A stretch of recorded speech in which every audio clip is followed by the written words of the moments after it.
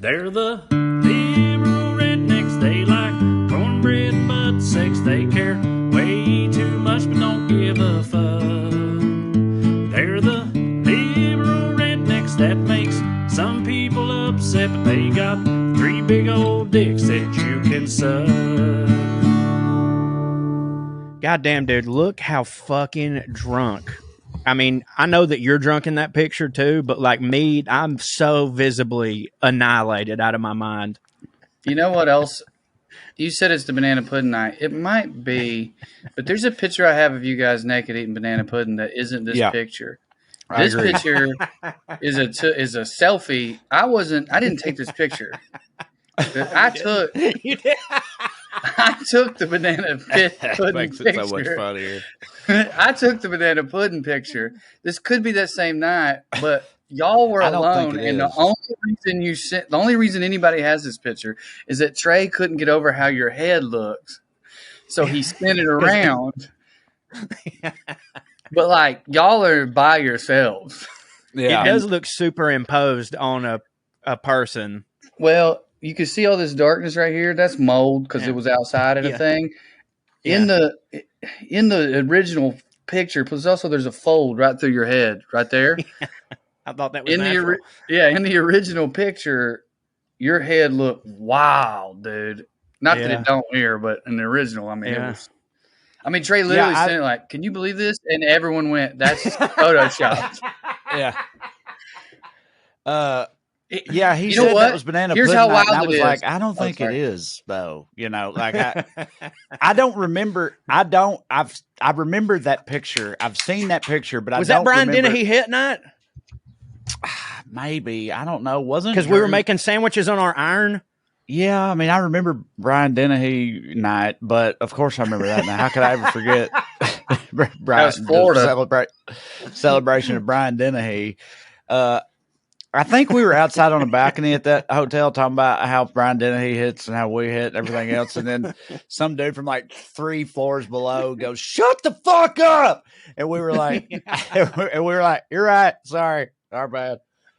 My favorite quote from that was, what was it that you said, Drew? Like, you were like, rightfully so, for the record, me and Trae were in there making really huge sandwiches and talking about how much Brian Dennehy hits. And the reason that we were talking about how much Brian Dennehy hits is because we were upset with ourselves for how much we were eating and how fat we were getting. Cause we're like, man, we're in the Hollywood industry. Like, we've got to really shape up. And then we were just like, but if you think about it, I mean, Brian Dennehy hits. Yeah, right. And then Drew came in, that we were fucking screaming about it. And Drew came in there and goes, "Do you guys realize that you're already character actor fat? You get that, right?" even if you fucking lose weight, like, you're already, you're not getting to Brian Dennehy. You're there. It's just that he hits harder than y'all. Man, that was sobering. It's so unfair, that whole scale and dynamic, because I was thinking about it like yesterday or so. Because like if I had gone full time and like if I had given up on all this and hadn't gone viral and I was just at the DOE and I was like married to Katie and I was just a straight up. You think you'd still be married? East Tennessee, yeah, for sure. East Tennessee suburban dad. I would be fucking crushing it right now in terms of the shape I'm in. Yeah, how I look. Me too. Exactly. I would be, but like, I'm just nowhere near what the equivalent of that is in this fucking goddamn town. Yeah, like I'm not even close, dude. I think sucks. I think I'd be the opposite. Like, I think being in this industry is the only reason I only look as bad as I look.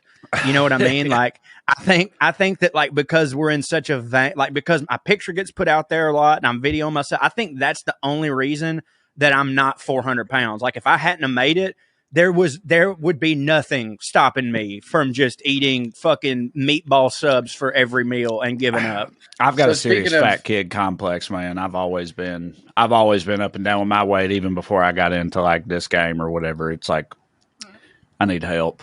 Speaking of pictures and this one, I did want to say that I don't think this life-size blow-ups capturing how wide your head looks, because this is what I remember. This is what was so funny.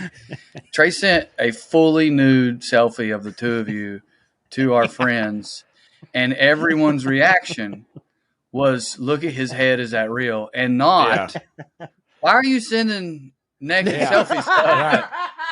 Like, it was like, look at his head. Like, his butt's in it. That's his butt right there. Yeah, there's his but butt. we were all like, look butt. at his head. Also, I'm not in this picture. Corey, can you take a screen cap? Yeah. Hold on. I'll do it. I'll do it post. Yeah, right here. Let's see. We're at 7 minutes. 7. Hold on, let me write this down on my pen. 7:43. I got to write down that is screen cap. All right.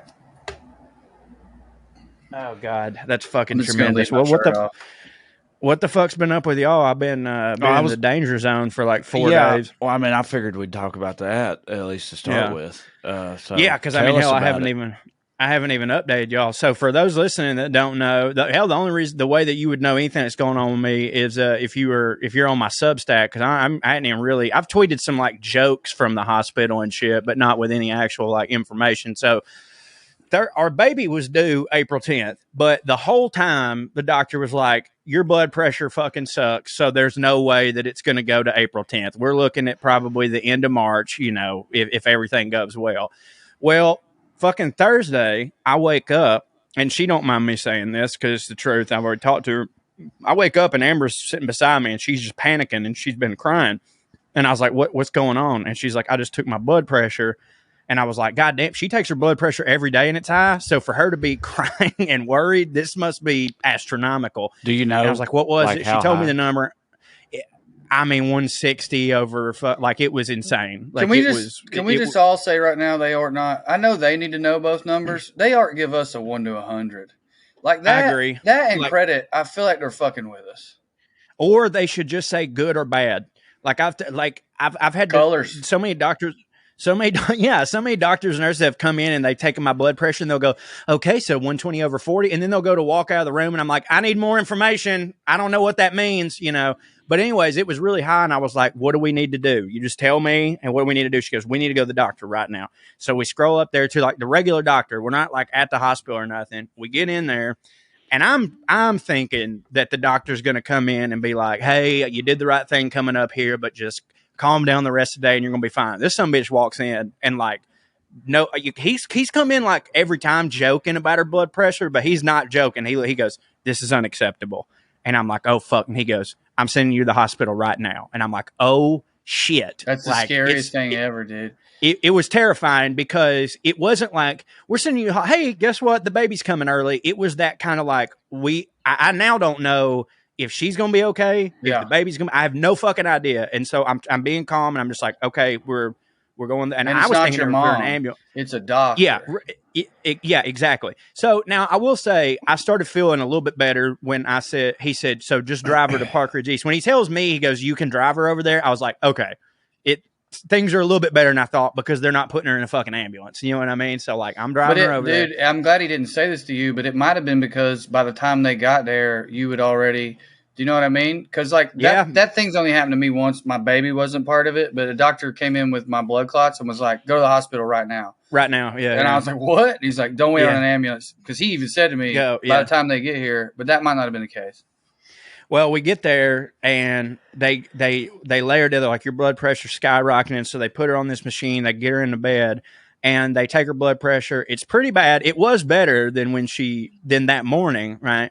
Then she lays there for a couple hours and all of a sudden her blood pressure's going down and they get her stable. They got her hooked up to this machine that's monitoring the baby.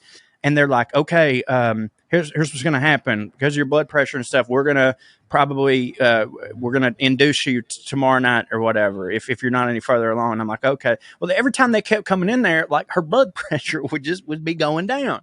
And what I'm driving at here is that, and I've told her this, I had tried to get, Amber decided that was the day that we went to the hospital was going to be her last day of school. She had finally decided to go on bed rest, even though me and my mama had been screaming at her for a long time to go on bed rest because of her blood pressure.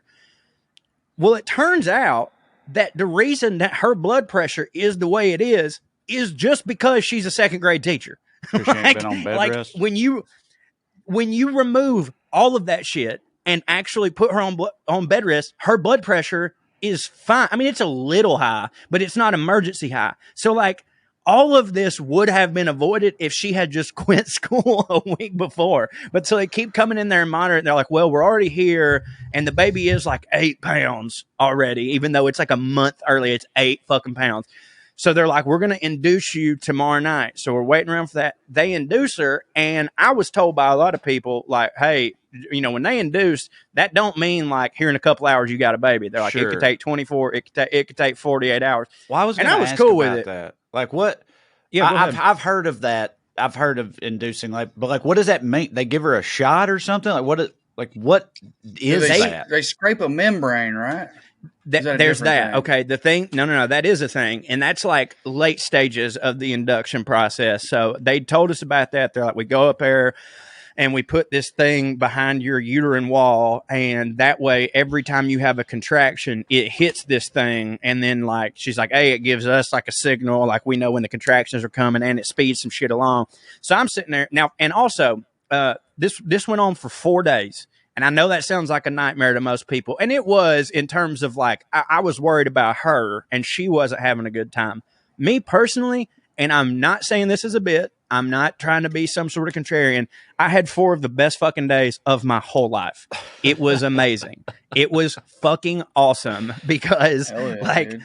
I've told you, y'all know my long running thing on I like being sick. Yeah, I get it.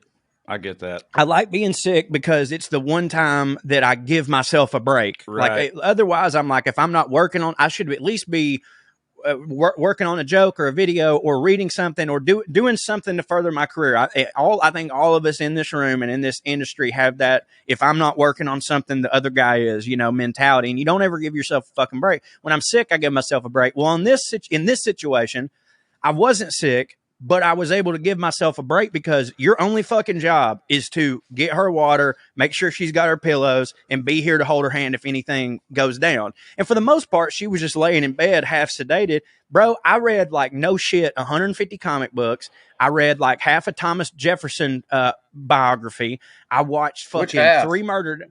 The first half.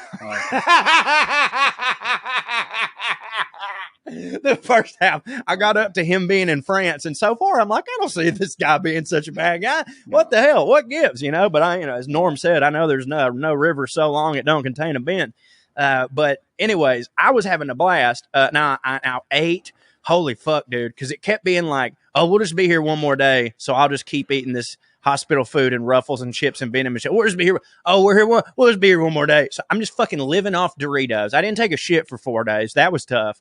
But anyways, I know they wouldn't. Tip for everybody. It doesn't matter what you say. They will not give you any of the shit that they give. Like we're in there and no, I'm not talking about pain pills, but like every night they were like, hey, the hospital beds can be uncomfortable. Do you need something to sleep? And she's like, I'd love it. And the first night I was just like, oh, first time I said, yo, can I fucking get something too? And they're like, no. And I was like, I'm like, whatever you're giving her to sleep, can I just get something like your insurance don't cover that? I'm like, well, what if you just pretend you gave her 2? You know what I'm saying? And then just fucking give me one. What if I pay just cash? Yeah. Like fucking just like when you go to stick the needle in her, will you just drip some of it in my fucking mouth? Like, what are we doing here? Corey's over there. Now, what do you make as a nurse? Are you doing good? Your bills covered, Is this about the money? Is this about the money? We got one of them homos. We're good. We're good on the insurance. We do have one of those, by the way. And apparently they're really good for this because what happened was when you have a certain type of HMO, like with like being a teacher or whatever, you have a deductible. And once you meet that deductible, you ain't got to pay shit else. Well, we fucking met that the first day. And so like at first I was like, God damn, if we stay here more than a couple of days, I mean, that bill, she's like, oh no, we're good because of how this works. She's like, we can stay here for another week. And I was like, shit, let's go. I kept trying to talk them in. I was just like, just give her one more day to rest, So anyways, that went on for 4 days. And finally her blood pressure was literally normal. And the doctor had to concede. He was like, I guess you're just not ready. They kept trying to make her have the baby and the baby wouldn't come. And he's like, well, shit, if you just go home and rest, it'll probably be fine. So now we're back home. So she has been induced, and they didn't undo the inducing in any way. They just induced her, and then now she's just sitting on the couch watching Friends or whatever, having been induced. Yeah, see, that's wild. I think I agree. Steps. I think that if they had scraped, it's a whole process. I have no idea. Yeah, they didn't scrape. If they had done that, I think it was I think it's over. And the only reason I know anything about that is Andy is vehemently against that because she thinks that unless someone's going to die, because apparently she feels like the industry, not in your situation because there's an emergency, but apparently if you have a window with your doctor, but your body doesn't do it, your doctor will do it just so their schedule can because he's going on vacation next week. Or has 9 more to do. In some ways, I got real lucky as far as that goes because both times with Katie, it was both times she had these what they're called Braxton Hicks or something like that contractions. I can't remember. They're false alarm. That's where you have a contraction and you start thinking about the Civil War. That's Rich Dad Poor Dad. No, but y'all know what I'm talking. Yeah, Braxton Hicks. That's literally. I've heard of it, but Braxton Hicks contractions. They're just false alarm contractions, is what they are. So she had why are they called that? I'm looking it up. I'm sure it's the doctors. A doctor named Braxton, last name Braxton, and a doctor last name Hicks are the ones that named the thing or whatever. I'm sure that's what it is. But anyway, he does sound like a lacrosse player though. But anyway, from old Southern money. Yeah, Braxton Hicks. But she had go-rounds with that, and at first, with Bishop, we don't know what that is. It's, oh, shit, I'm having contractions. Fuck. So we go to the doctor, and they're like, oh, it's fine. So she had 3 or 4 false alarms. We go to the doctor. That happened with both kids, and both times on, the real day, it's she calls me, and it's 3 weeks early both times, so I'm like, fuck, here we go again. Nothing, because she'd had all these false alarms. I'm like, I take her down there, and then, all of a sudden, it wasn't a false alarm. Doctor comes in and they're like, all right, let's go have this baby. And you're like, what? Yeah. And then with Katie, I'm not kidding. 3 hours later, there's a baby. Because sometimes labor can go for days, I feel like Paige was my sister was in labor for I think 36 hours or something, which isn't all that uncommon. With Katie, I swear to God, 3-4 hours max with both of them, and they were there, and it was like a whirlwind and was fucking insane. I thought I was going to pass out the first time because the whole time I didn't even have time to get. I was like, "What the fuck is happening?" And then and now I'm holding a child, so that was wild. But in retrospect, I'd rather have it that way than have it stretched out for fucking ever. That's what I was expecting was going to happen, and now we're trying to look at it on the positive sense. And we had said this, and then the doctor actually reiterated it to us. We were like, well, this sucks. We were up here for 4 days and nothing happened, and we're going to have to come up here and do this whole process again. But on the good side of that, the next time we come up here, we will know exactly what's going on, and nothing will be new information to us, But it was very anticlimactic because I was texting everybody. I was like, bro, I think it's time to go. And so all my friends that were wanting to come up there have been texting me all day, and they're like, what's the news? And it was such a rare, none of this what went on with me and Amber has never happened to any of our friends in their pregnancies. So they didn't even understand what the fuck I was saying. And I didn't either. And I'm like, I don't know what to tell y'all, but they said the baby'd be here. It's not. And then now they've said, if it's not out by in the morning, we're going to do a C-section. And then I told everybody, I said, I guarantee you that we're not having this baby this weekend. And everybody was calling me a dumbass because they were like, the doctor literally said that if it's not out by tomorrow, they're doing a C-section. I was like, we'll see. And then he came in and was like, look, I have to admit, it's not time for you to have the baby. Y'all can go home. And then we just went home. And they didn't even fucking put her in a wheelchair. I thought you had to be taken in a wheelchair to leave the hospital. No, she fucking walked out. Yeah. Strong. Wild. She got strong legs. Yeah. I think Mark did a version of this point, but I have to say that it's definitely Corey's child. When you think about it's like, hey, baby, you wanna leave that completely enveloping, warm, life-giving womb that is by definition the most comfort a creature from where we're from that they could possibly feel. And the little Cho baby was like, nah, dude, I'm good. I'll stay here. Bro, that's because nobody's mentioning the kid that he could suck on a titty as soon as he got out. If you just tell him that. That's a good tag. It's a good follow-up. Sign up outside the thing. He'll come. this has been pointed out, but like, it's just wild to think about because like, baby, we don't make memories, but like, babies do like experience shit, and dude, that's got to be the most like fucking the best. No, I'm talking about like being born. I think it's like oh yeah, I thought you meant being in there. Being in there, yeah.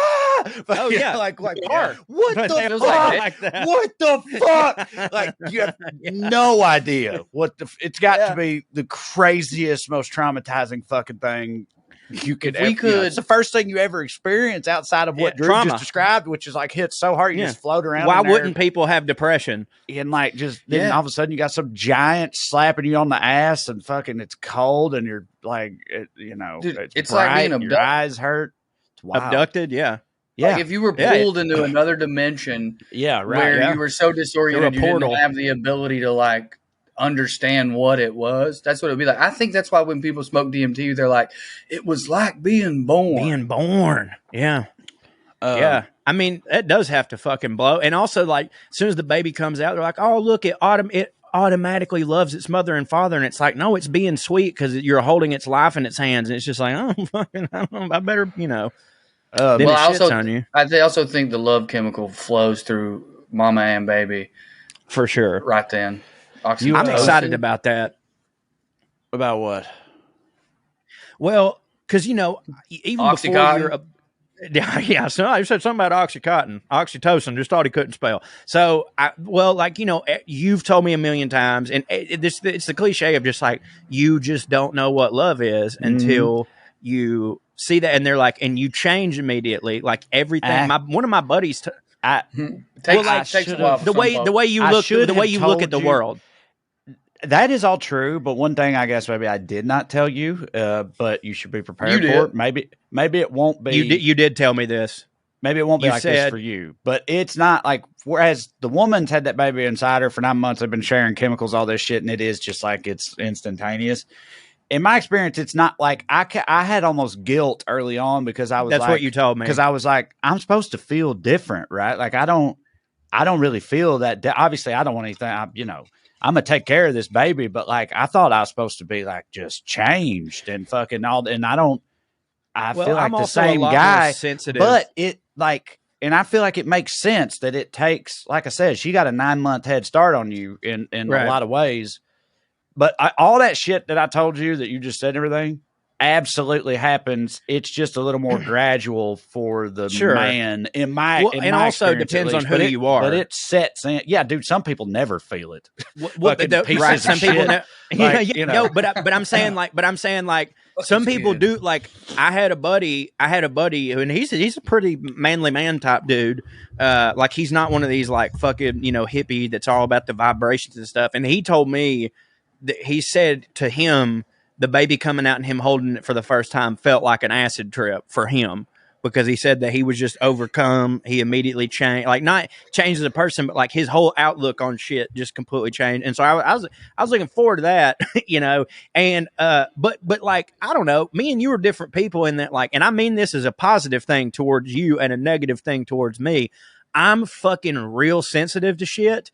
Like, I feel like and this is going to sound stupid because you're a person with actual kids, but like some of the things people described, I'm like, I felt that with Laura James, kind of my niece a little bit. Like when I'm with her, I feel, and so to me, I was like, I think I've already got a head start on all this parent shit. And then everybody's like, no, you don't even understand. And that excites me because I'm like, if you're telling me that like the way I feel about this child and feel about this child is going to be greater than the way I feel about my niece, which I know it is, I can't fucking fathom that. You know what I mean? And so I'm a sensitive pussy. So maybe it'll happen for me. I mean, I think it'll happen. I'm just saying like, don't freak out. If it's like, on the one hand, I remember as soon as like Bishop was born, I was like just overwhelmed with just, it's like getting fucking a bucket of pure emotion thrown into your face, right? Like, like it's wild. And I started crying immediately and all that shit. But after that, you take them home and I felt like people say it's an acid trip. I'm more like a panic attack for me. Like Katie was that's like, what acid trips do. They took him away to weigh him or whatever. And Katie was like, why don't you go over there with him or whatever? And I was like, because I'm pretty sure if I let go of this bed rail, I'm going to fucking pass out right now. Right. And like, I look down and I'm just white knuckling the fucking bed railing. You know what I mean? And everybody just kind of like chuckles. They're like, no, you'll be all right. And have me breathing. They're like having to pay attention to me all of a sudden. But, but it was fine. You made me think of something when you were talking about asking them for pills and them being like, no. Started thinking about Christmases. It reminded me of something. Yeah, hilarious. Took me back. One thing I kind of want to talk about here, because it's adjacent to this conversation. It's related to the medical field. Is like, how much of it comes down ultimately to like luck or the experience you have with any given doctor, and how different doctors are, and how some of them are on their shit. Like, you know, like I had that problem with my eyes for 10 years. For 10 years, I had fucking double vision, right? And and I went to a bunch of different doctors, and all they told me was, all you can do is wear corrective lenses. That's all we can do. And then I randomly meet a doctor at a comics Christmas party she was the college roommate of one of our comedian friends, now wife, and she's an eye doctor. I meet her at random, and she's like, no, my office specializes in that. We can fix that. You should come in. So I come in, I have 2 surgeries, and now my problem is fixed after 10 years, right? Well, on a similar note, I have chronic sinusitis, right? I've always got like sinus and allergy problems. I'm always like fucking all the time, right? I had to have sinus surgery for it a few years ago. The sinus surgery helped a lot, but my ENT told me, she's like, you're still going to have symptoms though. Like, you're still going to have drainage and all that. You're just going to have to take over the counter stuff like Flonase, Zyrtec, whatever. And that was like 4 years ago. And I've tried all of those. None of them helps at all. I've told other doctors about it, and they're like, yeah, that's all you can do. Right. Then I go to the UK with Corey, and we get over there, and I've got jet lag real fucking bad. I can't sleep at all. And he's like, well, I got these pills my doctor prescribed me for sleeping if you want to try them. And I was like, yeah. So you ain't supposed to do that, but who gives a fuck? That hits, I was like, yeah, give them to me. That's the thing that hits the most. Right. Yeah. And I was like, yeah. And I tried them, and I slept for the first time. So I took them again the next night and after that. And then I started noticing, I was like, man, my sinuses have cleared up. And at first I thought it was just like the UK, the country. Yeah. I was like, whatever it is that I'm I'm just allergic to America. Right? That's what it is. I'm allergic to America. The UK hits, right? And then I got into a better sleeping schedule, so I stopped taking those pills, and then my shit started coming back, and I was like, wait a minute. And so I took a few more, and it like cleared up again. And anyway, fast forward X amount of time, and like now I'm prescribed, because I looked it up. He prescribed it to him. They're antihistamines. What they actually are, they're an antihistamine. That's what the drug actually is it's an antihistamine. And anyway, fast forward. Now they do make you tired, but do Benadryl make you tired? Benadryl. Yeah. My bad. Like, so he prescribed it to Corey for sleeping because they do make you tired, but they're an antihistamine is what they are. So anyway, never heard of that shit in my life. No doctor ever said a word to me about the existence of this fucking drug ever once. Hydroxyzine, by the way. Hydroxyzine.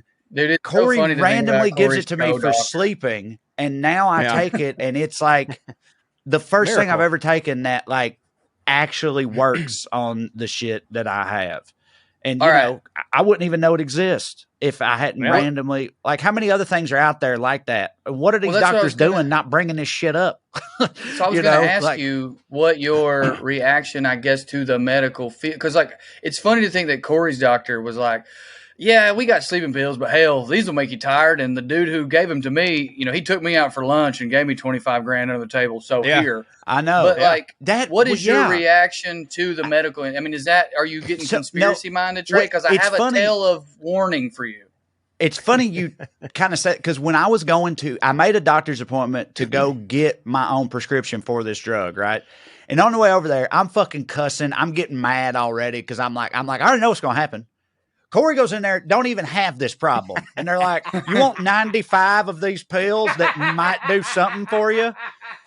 It ain't got nothing to do with what you got, but it might hit in other ways if you just want a whole bunch of them for free, right? And they're like, yes. Katie's always joking about how she can go to her and Paige both can just tell their doctor, can you give me this? And he's like, yeah, now you got this.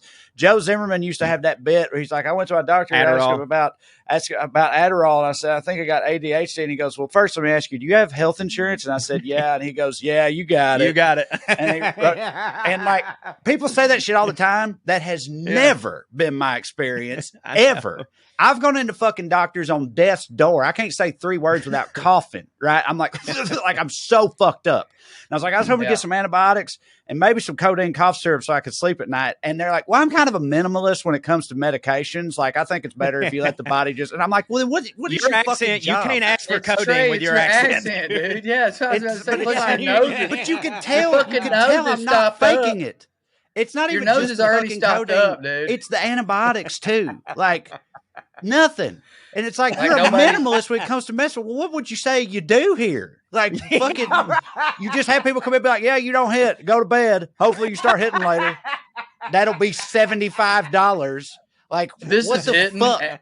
and I'm with you, but like you're acting like an addict. Ain't never been like, hey man, can I get some antibiotics along with all the Percocets But you dude, got? I'm saying you but can they don't tell give by him the looking at me. antibiotics. I don't go to the, I don't even go to the doctor. Dope in 2 weeks, sick, bro. I don't go to the doctor if I'm not in rough fucking shape. So I'm saying I'm sitting there and anybody, Stevie Wonder could see that I'm fucking sick. That's and what they don't is, give dude. a fuck. You're But waiting anyway, too long. So you're waiting too long, and you go in there and you look dope sick. They're like, this. So dude I'm firing myself up, thinking like I already know what's going to happen. They're going to tell me like, well, you can't just be taking your friend's pills. We can't prescribe those to you. Those aren't meant for. They don't have the profile for whatever. I was so ready for it, right?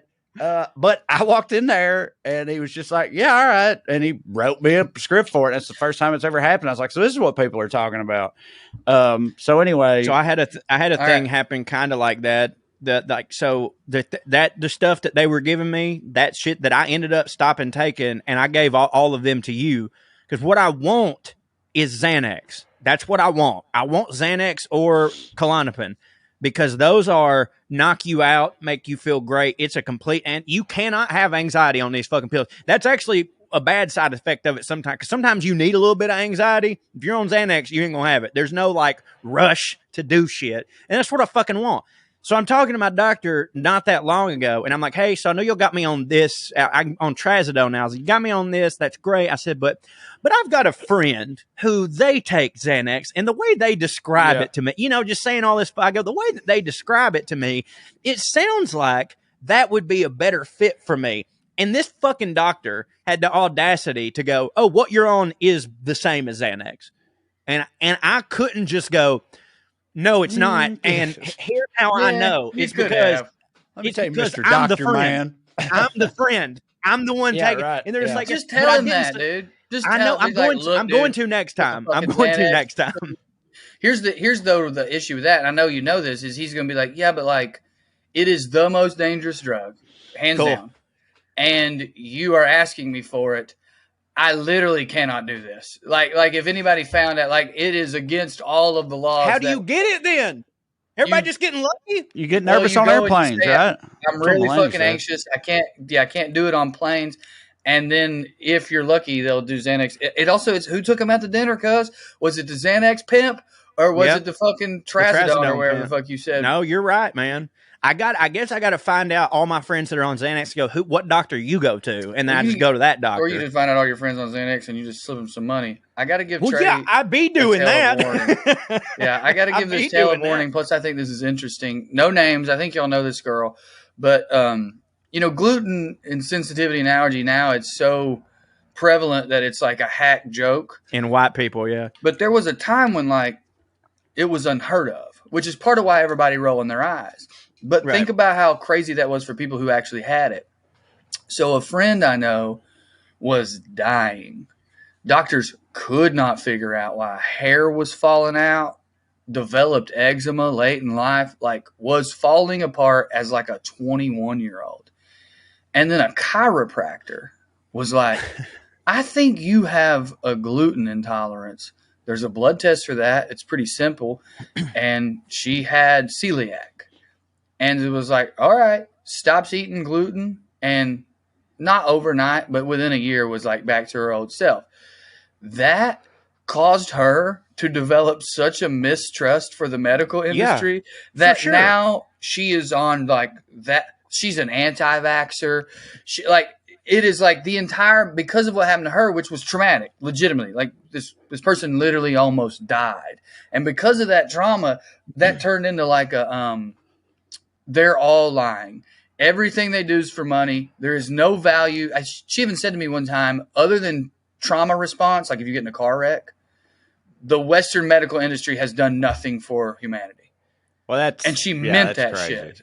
I just think that my only takeaway from it really is that like it's way more of a crapshoot than a lot of people realize. Like that's all I'm saying. Like you go to a doctor. Most people go to the doctor and they're like, well, he's the doctor. He knows what's up. But like, dude, there's shitty doctors like there's shitty anything. And like you know, like you need to get other opinions. It's just way more of a dice roll than a lot of people think it is my only real takeaway. Some of them are great. Dude, this new drug and that Dr. Laura shout out Dr. Laura that we met at that Christmas party. Like, dude, she fucking saved my life, man. Like I had stopped driving.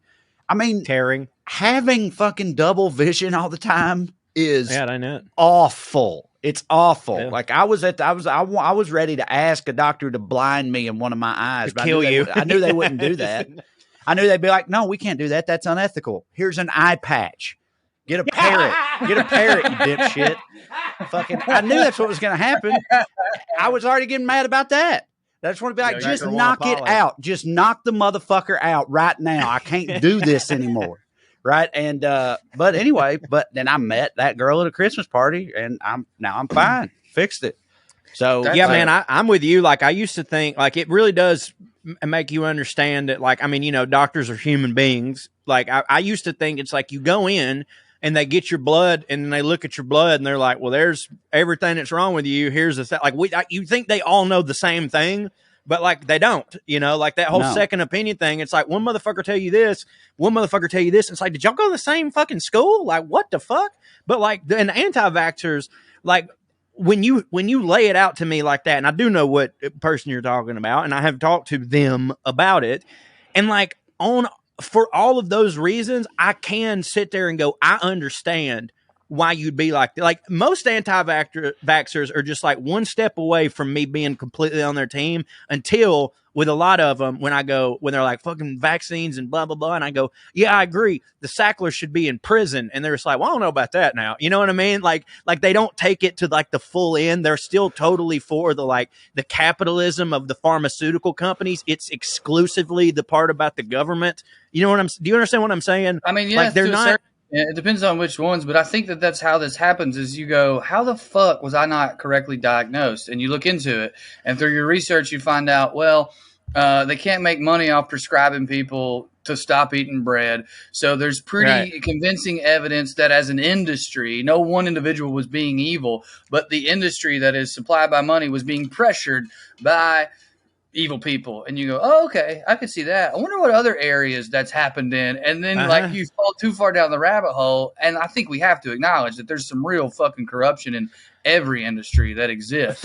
Dude, for sure. And like, I mean, and I'm hypocritical on the other end because I'm like, for most of my life and all my beliefs, I am fuck the pharmaceutical companies, fuck Pfizer. They don't give a shit about you. And then Pfizer comes out with a vaccine and I'm like, take it. Everybody take it. You're an asshole if you don't take it. You know what I'm saying? So like, it's that selective fucking shit that I think we all deal with. And then, and now like, dude, my Amber's cousins, who I love, I've said this a million times on this podcast, Amber's cousins, who I love, are both doctors. And it blows my mind because they're fucking in a good way, but they're idiots. I love them.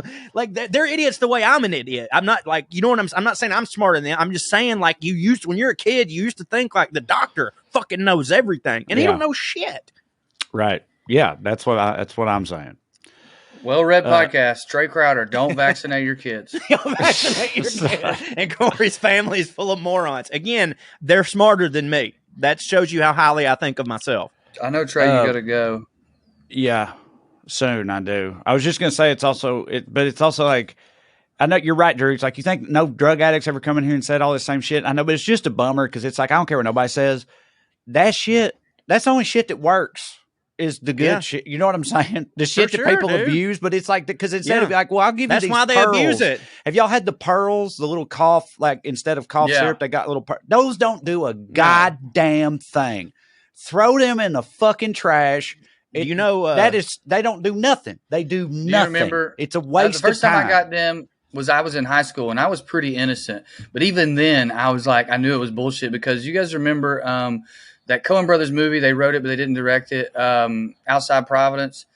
Fairly Brothers. Fairly Brothers. There's a scene where one of them, there's a scene where one of them gives the city girl Quaaludes, and she goes, "What's this?" And he goes, "It's vitamin Q, relaxes your throat muscle." Yeah.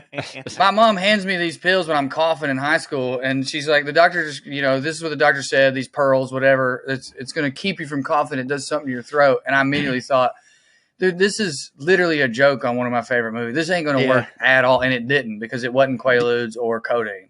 Do y'all know what was originally intended as a cough drop? A thing that you would never think, but its original purpose was a cough drop. Heroin?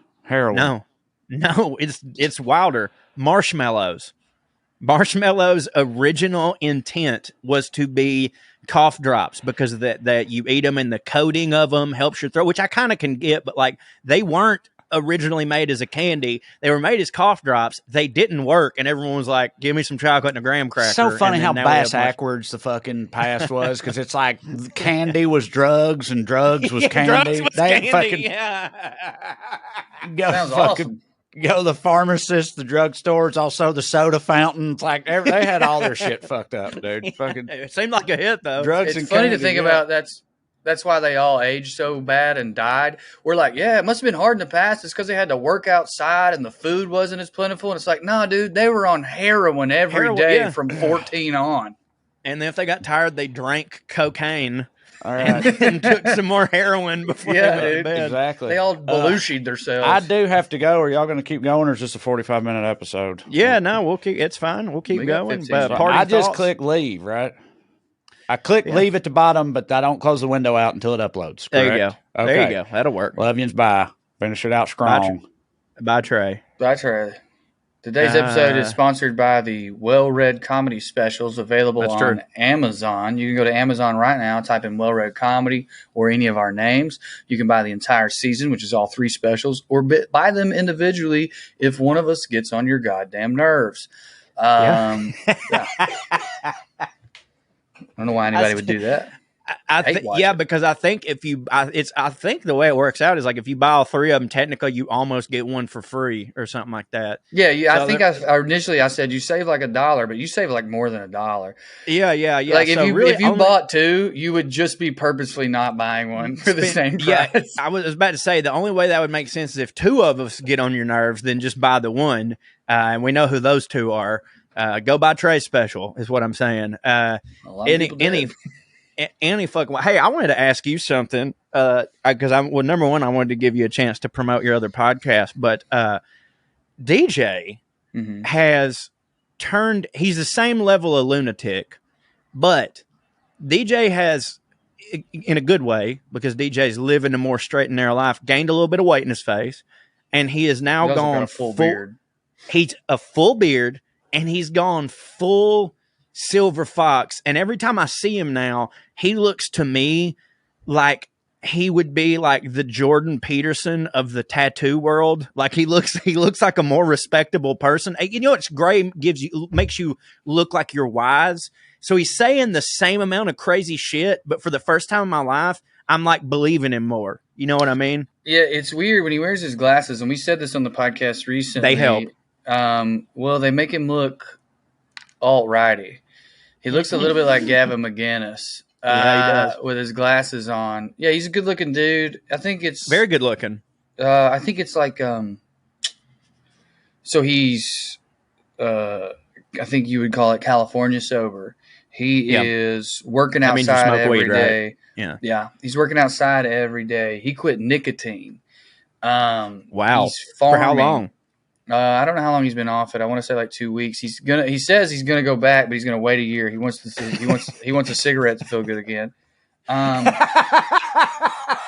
So he's not quitting for his health. He's quitting for his hits. Yeah, he's quitting for the hits, I think. But he's like, yeah, he's in such a good place. It's really been magnificent to watch. I think we maybe put a clip out about the Gavin McInnes thing. If not, I probably will today. I need to go through some of that work. But the podcast, if you don't know, we're talking about is Gravy Baby with me, Carmen Morales, who co-hosted WellRED Beard when the boys were in the UK, and DJ. And the other thing, man, is he's just like really, I guess, calm within himself, which is awesome to observe. He's just very much comfortable with who he is, and that's so cool to watch. I don't think he minded me telling this because he told this on our podcast. His sister-in-law hit him up the other day and was like, I'm going to send your niece and nephew to stay with you for a few weeks this summer, if that's cool, and I want you to teach them to drive. And he was like, oh, yeah, that'll be cool. And then he like hung up and he just started crying because he was like, dude, the idea of someone saying, not only do I trust you with my kids, but I need you to help me and teach them something. He's like, the idea that I've made it that far, like it was like a thing that happened to him that made him realize all the steps he's taken or whatever is manifesting outside of himself. It's not just him that's noticing the difference, it's other people. Yeah. And man, I think it's super, super incredible. That's beautiful. Yeah, there's I really want to see him. I'm supposed to see him at the end of the month. He's going to hopefully meet me in Athens.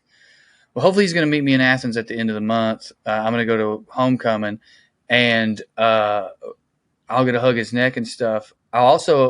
What I really want to do, and I probably shouldn't bring it up on here because everyone will get excited, and this is a year away if we do it, but I really want to produce a special for him. I think that the way video cameras in the world has gotten, I think that I could get that done for an amount of money that he could easily make back and then some. And also I just want it out there. But here's part of why I brought it up. I'm looking at that and I'm going like, I do really want to do that, but I also just want him to keep farming.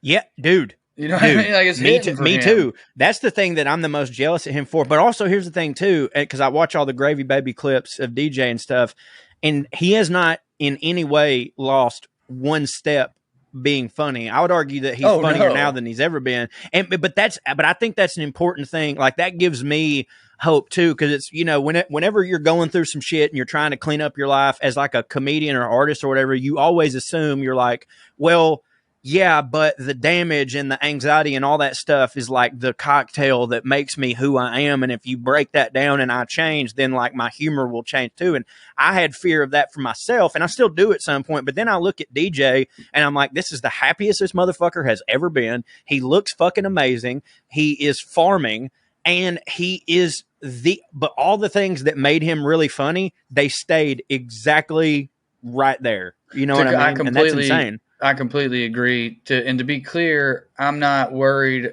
like, it's more like, damn, do you really even want to do that type of work? Yeah. Because it's a lot of work to get a special together as an artist or whatever. So it's not like, can he do it anymore? It's more like, do you even want to? But I think he said he did. Yeah. I think he does. So if he does, I want to do that.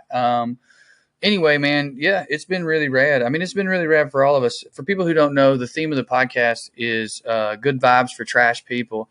And the concept is that me, Carmen, and DJ, for various reasons, can be very curmudgeon-y in terms of our outlook on the world. Like DJ, if you guys know him, you know he's a bundle of joy. But if you really know him, you also know that he doesn't have many positive thoughts about the future of our culture and society. And Carmen and I are very never cynical. have. He's a hipster in that. There's a lot of people that feel that way now, and they've gotten there now because of like 2020 or whatever. This motherfucker was hating shit in the 90s. Right. And so we had our old podcast, Into the Biscuit, and Carmen had a podcast called No Sir, I Don't Like It.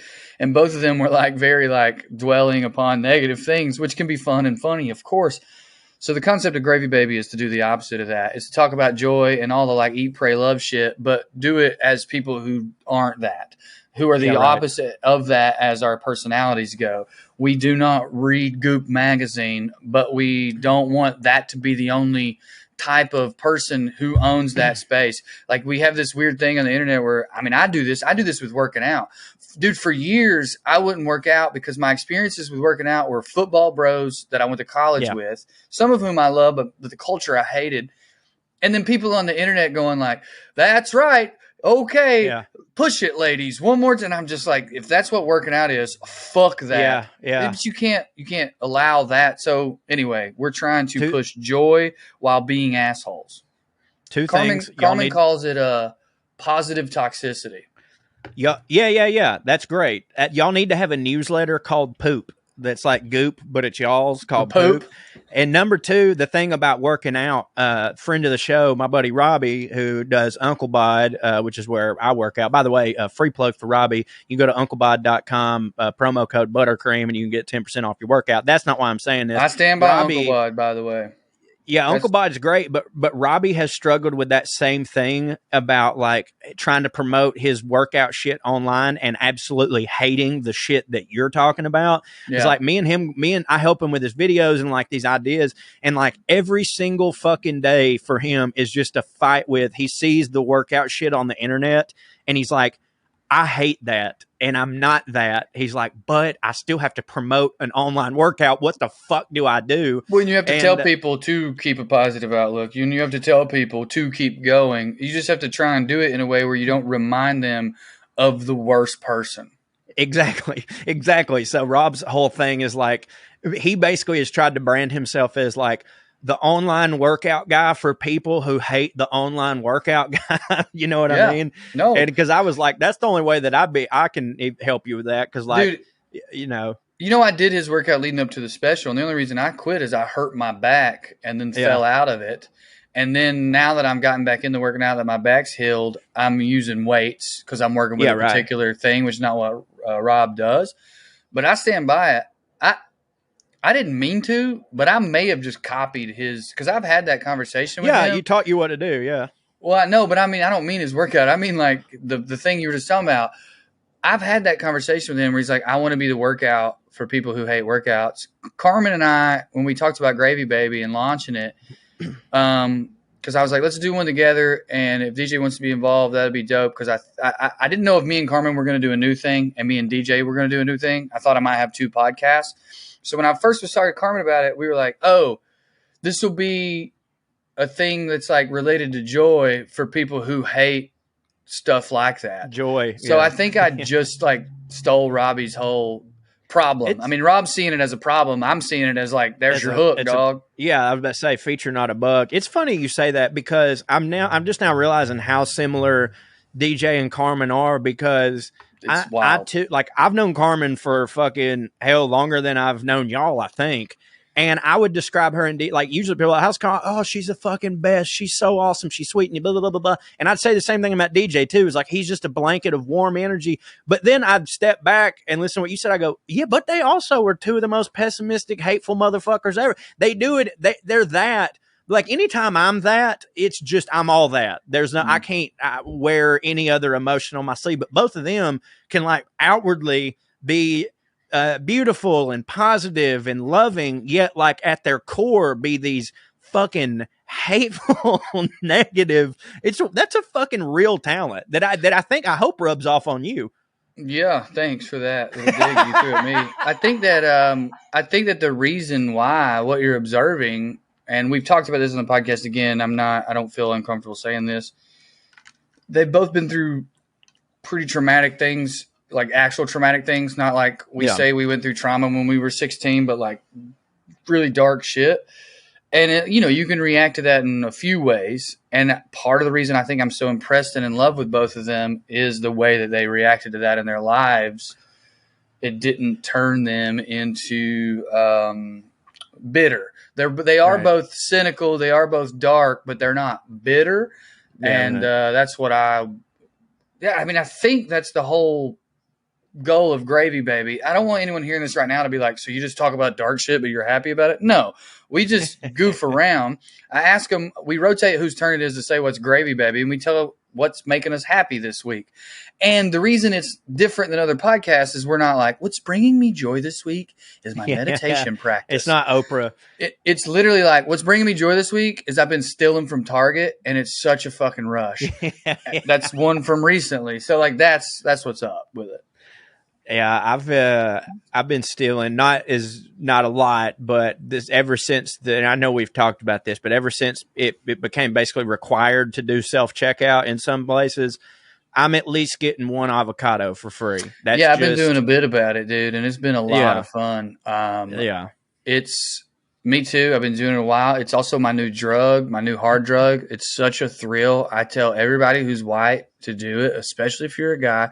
There's no reason. I don't want to do the whole bit, but there is no reason anyone can give you not to do it. Morally, logically, fear-wise, culturally, there's not a convincing argument that you shouldn't steal from the self-checkout line. Well, and maybe it was you, but someone made the point to me a while back, and again, maybe it was you, that like the whole reason that they do the self-checkout is like to save them money on having to hire people, but they don't pass those savings on to you. It still costs the same fucking amount. Yeah. So for you, so it's like, all right, well, you know, Bill Burr had the bit about it. It's like, oh, I'm sorry, I didn't know I worked here. I didn't clock in today, you know? Yeah. So it's like, yeah, this is like, if you're going to make me do what should have been done by somebody else, I'm going to get one avocado. I'll pay for the other two. And that's the move, by the way. Anybody out there stealing, and I'm sure that you've gone over this too, but like, you can't get greedy and you've got to pay for some things. Yes. You know what I mean? And you can't, you know, if you're going to go with an expensive item, that's the only one you don't pay for. Of course. You know, it's for you. It's for fun. It's the thrill. It's to get that money they owe you back, which was part of the Bill Burr bit. A thing that I say in there too is they can't arrest me, right? Because you can't get arrested for being a bad employee. All they can do is fire me. Yeah, right. And if you want to fire me from this job, I didn't try to. That's fine. I won't work here anymore. The next time I come, you fired me now. I can't self-check out. Make somebody come over here and do it. What's the reasoning, by the way, on how like they've got a person there because they're the one that has to check your ID? And then they've got a person there to like, here's how you do the vegetables and shit. Don't you the whole time just feel like, okay, why don't we just go a step further and you just do this for me? Yeah. Like you're right here. I think the logic is that, but that person in theory can do 8 at a time. Yeah, right. Instead of 1. Here's the thing. She can't. That's why I steal. I just don't like it. And, you know, because my thing has always been like, you know, steal, but like the rule is like, don't do it from mom and pop place, obviously. But the way that you can weed out that is just if someone has a self checkout, they're not a mom and like as soon as a mom and pop gets that's what I'm saying. Like as soon as a mom and pop gets the self checkout, they're no longer mom and pop. Mom and pop have retired, and the son is the CEO now. So fuck them. Yeah, I guess I could imagine they're so ubiquitous now. A small grocery store chain, like maybe they're just as cheap now. But I'm in Los Angeles. That's not a thing. You know, Ralph's is owned by Kroger. It is genuinely one of the biggest grocery conglomerates to ever exist. Yes. And all I'm really doing, honestly, I'm keeping people in jobs. They have insurance. Loss prevention. Loss prevention officers and insurance built in to cover these losses. If I stop stealing, they won't need that anymore, and an LPO will get fired. I mean, I'm pretty good at arguing, but I can't argue that one. It's just 100% true. So for more insight from stealing, check out Gravy Baby. Also check out me and Trae's podcast, Puttin On Airs. Holler at me over at parttimefunnyman.com, as I will be putting a lot more shit up there. Well, while I have a child that's about to come, and also. Hey, Drew, where are you at this weekend? San Diego, doing the Don't Tell shows. I don't think I put them up on my website because the whole thing there is that I'm a secret headliner. But if you really want to come to San Diego, DM me. Carmen, I hear, might be with me. Oh, hell yeah. Well, also, thank you all for listening to the WellRED Show. We'd love to stick around longer, but we got to go. Tune in next week if you got nothing to do. Thank you. God bless you. Good night and skew.